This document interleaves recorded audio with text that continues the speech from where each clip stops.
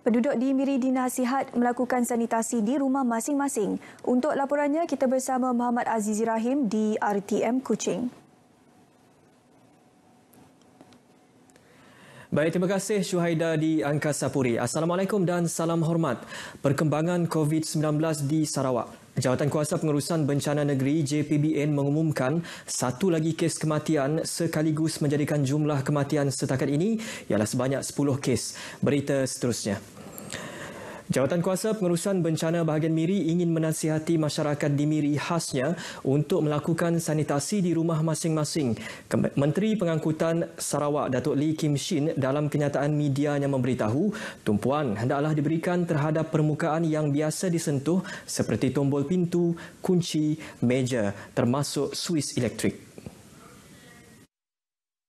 Dalam pada itu, beliau memaklumkan bahawa sanitasi kawasan awam seperti tamu, pasar, stesen bas dan lain-lain akan dilakukan oleh Majlis Bandaraya Miri dengan kerjasama Jabatan Bomba dan Penyelamat Miri. Ekoran peningkatan kes COVID-19, Kementerian Kesihatan terus menggesa orang ramai dan pesakit tampil memberikan maklumat tentang sejarah perjalanan mereka, gejala sejarah dan interaksi hubungan rapat. Sebenarnya itu, beliau turut mengingatkan bahawa perbuatan menyembunyikan maklumat kesihatan diri akan merisikokan nyawa termasuk ahli keluarga, pengamal perubatan dan orang awam. Jabatan Bomba dan Penyelamat Malaysia JBPM Negeri Sarawak telah melakukan 28 operasi sanitasi awam untuk mengekang penularan wabak COVID-19 di beberapa bahagian di negeri ini bermula 30 Mac lepas hingga semalam. Penolong Pengarah Operasi JBPM Negeri Sarawak, Tiong Ling Hee dalam kenyataannya berkata, daripada jumlah tersebut, 9 operasi melibatkan bangunan kerajaan, 6 di pasar awam dan 5 di tempat ibadat.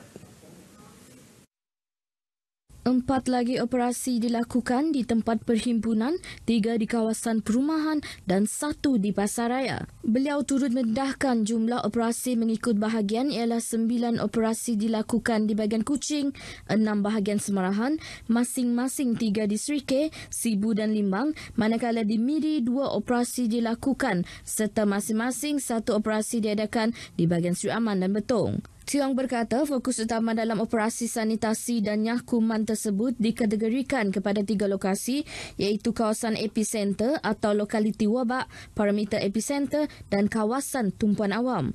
Bila menambah untuk Kuching, operasi berkenaan diteruskan di 3 lokasi iaitu rumah ibadat dan kawasan tumpuan awam pada hari ini. Usaha pengagihan bekalan makanan food basket atau bakul makanan ke rumah panjang di kawasan Dewan Undangan Negeri Dun Murum berjalan lancar. Ia melibatkan rumah panjang di zon Tubau Jelalong, zon Tegulang Metalun dan zon Sungai Asap. Proses pengagihan telah bermula 30 Mac lalu oleh pihak Adun Murum, Kennedy Cuk Pai Ugon bermula dari zon Tubau Jelalong yang dilaksanakan di pusat pengagihan di Bintulu. Manakala pada Khamis lepas, pengagihan dibuat untuk penduduk zon Tegulang, Mentalun dan Long Urun untuk 805 ketua isi rumah daripada 26 buah rumah panjang masyarakat Penan berpusat di Simpang Aloi Murum. Pengagihan diteruskan semalam melibatkan kawasan penempatan semula bakun BRS Sungai Asap yang meliputi 2,414 ketua isi rumah dari 20 buah rumah panjang.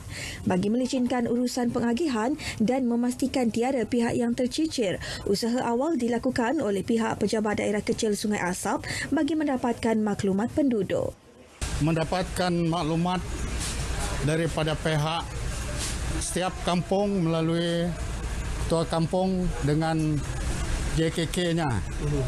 Jadi kita dapatkan semua maklumat keluarga yang ada di setiap rumah panjang. Jadi kerjasama daripada semua ketua kampung dan ketua-ketua masyarakat begitu baik sekali seperti mana yang kita lihat pada hari ini, susun dan teratur. Lancar sekali dengan adanya kerjasama daripada semua pihak termasuk NGO, ketua masyarakat, jabatan dan juga belia-belia yang ada dalam daerah ini. Dalam pada itu, selaras dengan Perintah Kawalan Pergerakan PKP di Sungai Asap, Dewan Masyarakat Sungai Asap dijadikan sebagai pusat pengagihan sebelum setiap JKKK atau Amaran Umma datang mengambil bekalan bagi rumah panjang masing-masing mengikut masa yang ditetapkan. Sekian berita wilayah dari Sarawak. Selaras dengan Perintah Kawalan Pergerakan PKP, sentiasa amalkan penjagaan kesihatan dan kebersihan diri. Stay at home, duduk di rumah. Jangan keluar. Kita kembali bersama Syuhaida di Angkasa Puri. Silakan.